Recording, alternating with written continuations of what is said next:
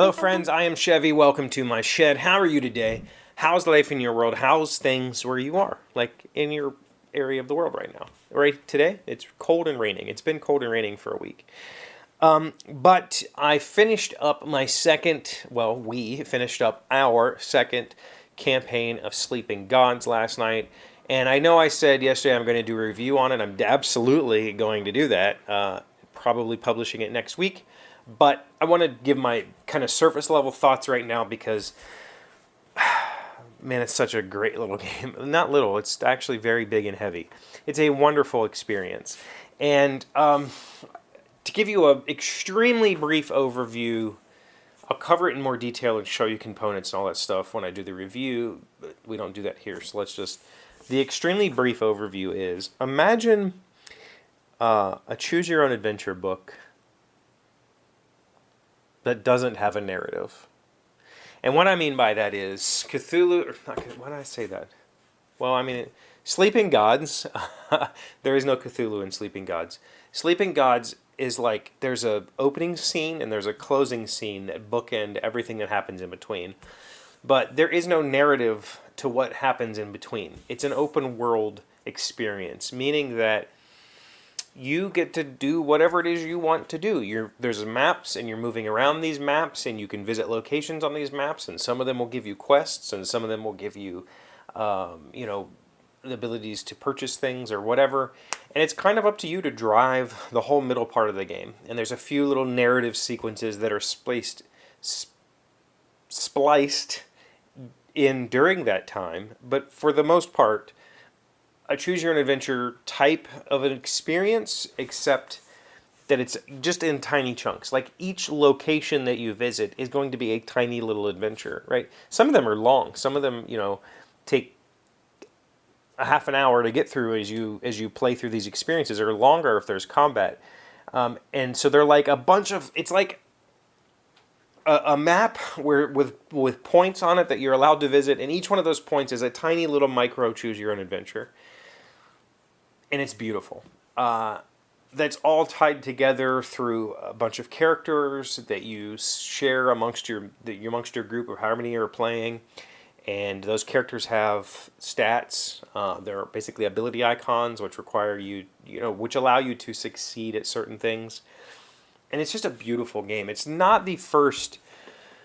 The first storybook game that I fell in love with was Tales of the Arabian Nights, and this feels somewhat similar. Tales of the Arabian Nights, you would go to a map location, turn to that page in the book, somebody else would turn to that page and read it to you, and then at the end of that you had to make a choice, but you didn't know what your choice was until you made it and then turned to the next page. In Sleeping Gods, you kind of know what the choices are, and meaning that you'll encounter a paragraph. It'll say, your ship lands on the beach, and you see some things happening. You can either A, try to sneak away, and that's going to take this skill, or you can B, attack the bad guys, and that's going to take this skill. Or it's just a straight up combat. Or you can C, try to, calm the situation, and that's going to take this skill. And if it's just a one paragraph adventure, meaning that there's nothing else going on, you'll be able to see right then and there like what the benefits and consequences of your decision are going to be. Sometimes, though, you'll have these choices that you don't know what's going to happen until you've turned to the page, but you at least know what skill is going to be required to achieve success. Whereas with Tales, you turn to the page and then find out what skill you're supposed to have, and you kind of have to make guesses based on the wording of the text as to what it's going to require you to use.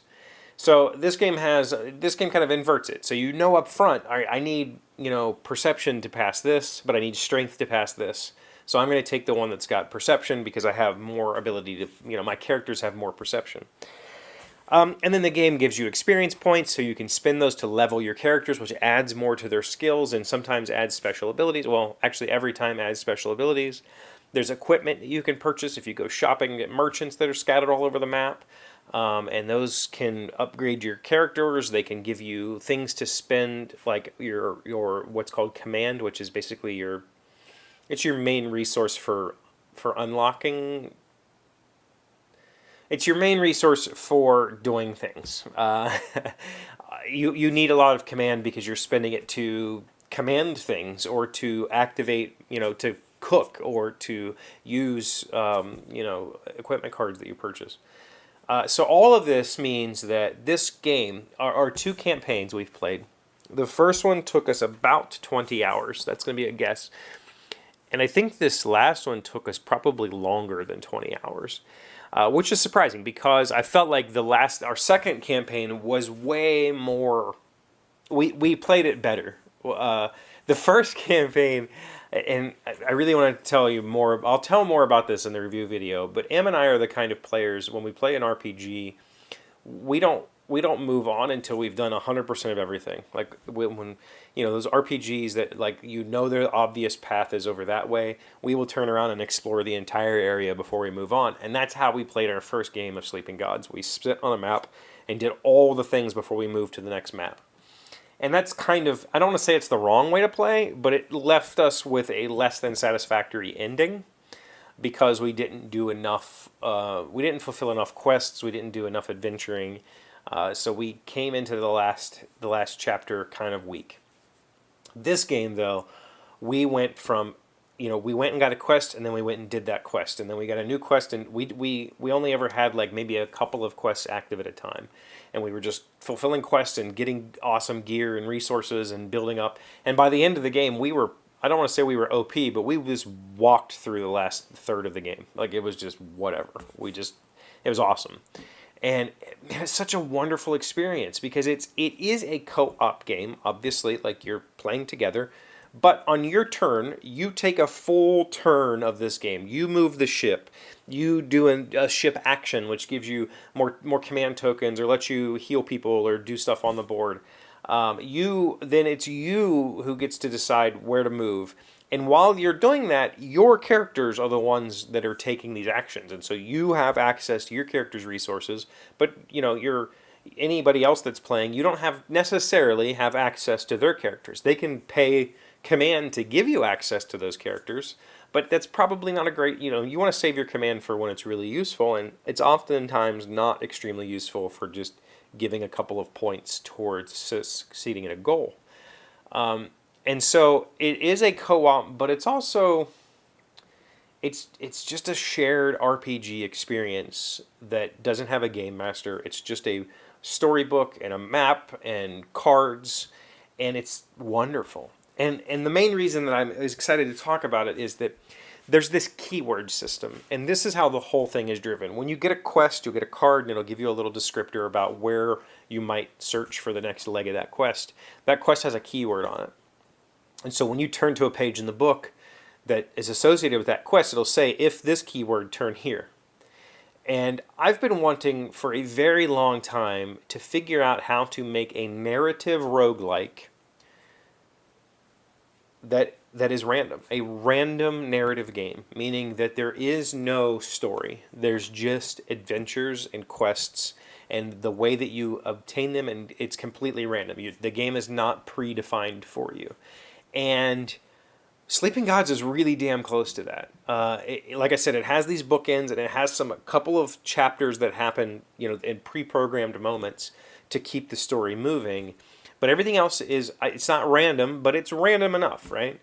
And so this keyword system is really the brilliant thing that makes the whole thing tick, because often you'll complete something and you'll get a quest card, but it's not a quest, it's just a keyword that means you can't go back there again because you've already done whatever it is. And so the next time you go to that place, or if you choose to go back, it'll say if you have this keyword, then you just get a resource or something. You don't get to do the story anymore because you've already done it.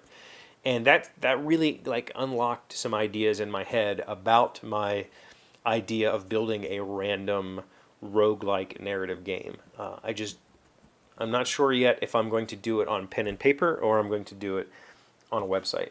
That was what No Rogues Allowed was supposed to be. If you remember me talking about it last year, I wrote a Mad Lib style RPG room generator, and the intent was that was going to be a semi-random narrative game.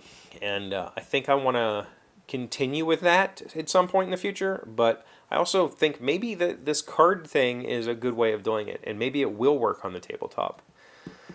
But Sleeping Gods is amazing, and now that we finished the campaign, I can set the game up down here and show it on the camera and do the review, which is what I was waiting on. And we're already excited to start playing our third campaign, so that'll probably happen soon. Yeah, that was Sleeping Gods in a nutshell.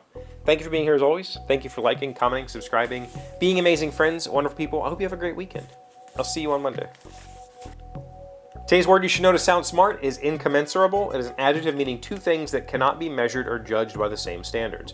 Two men who perceive the same situation differently but employ the same vocabulary in its discussion speak from incommensurable viewpoints. Thomas Kuhn, an American philosopher. Incommensurable. INCOMMENSURABLE. So, that definition in that two things that can be measured or judged by the same standards. I don't perceive the same situation differently, but employ the same vocabulary. What does that have to do with anything? I don't understand how that definition relates to that quote at all. Maybe I'm just being dense right now.